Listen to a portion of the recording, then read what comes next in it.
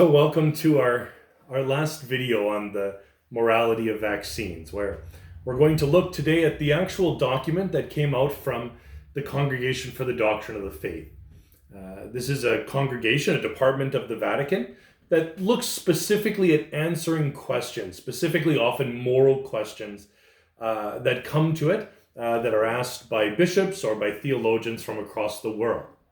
And so they issued a document recently, and perhaps unfortunately, a lot of the media people that report on it just kind of give the cliff notes without any of the background. And that's why I've tried to make these videos, to give you some of the kind of background information that goes into a document like this, the things that Catholics consider when we make moral deliberations, when we try to make moral decisions.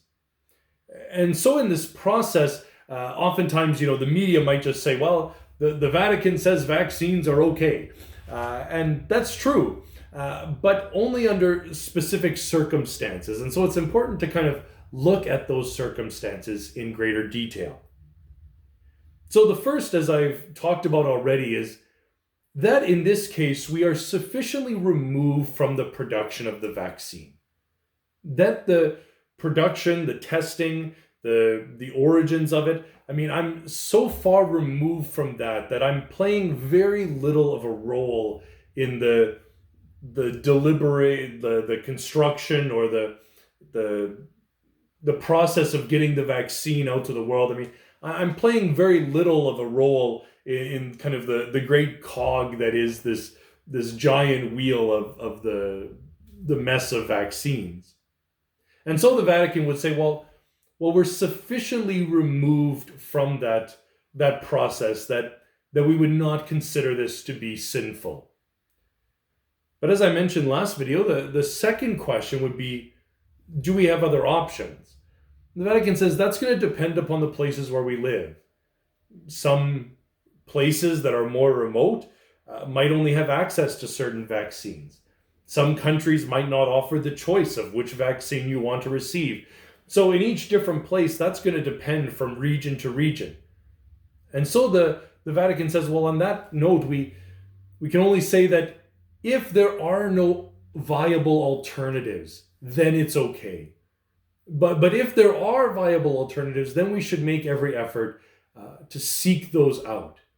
So in the absence of any viable alternatives, where we're just simply given the choice between either an immoral vaccine or no vaccine at all, then we can use this immorally produced vaccine without it being a sin for us.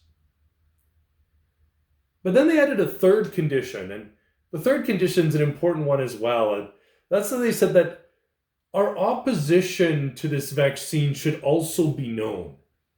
That we should not simply go ahead and just sort of praise and approve it in every regard. That we should seek ways, whether that's by petition or writing the vaccine companies, writing our members of parliament, our prime minister, to let them know that we don't approve and we don't want to see vaccines that benefit off of the death of innocent human beings.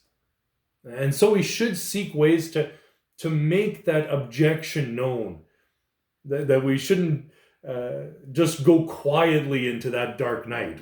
We shouldn't just sort of silently acquiesce to this prospect, but we should seek to make ways in which our objection to these vaccines can be known.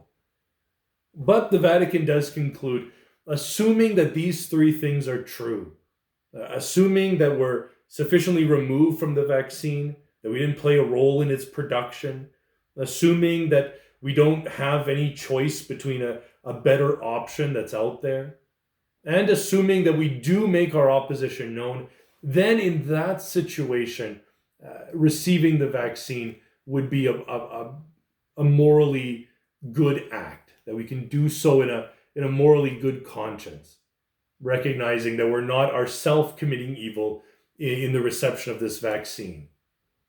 Does that mean that we're required to receive the vaccine? No. The Church has always insisted that we're always free to withhold, vaccines from our care for whatever reason, whether we still find them to be morally objectionable, whether we think that there are better alternatives that might exist. So for whatever reason, the church says we're always free to reject the use, but that in accepting it, that we would not be committing a sin in this case. So I hope that helps out your deliberation. For some of us, the prospect of receiving the vaccine might still seem like something sufficiently far off in the distance. But I hope that allows us some time to reflect on this complex moral issue, to give it some thought, to allow it to pose some questions that maybe we hadn't asked before.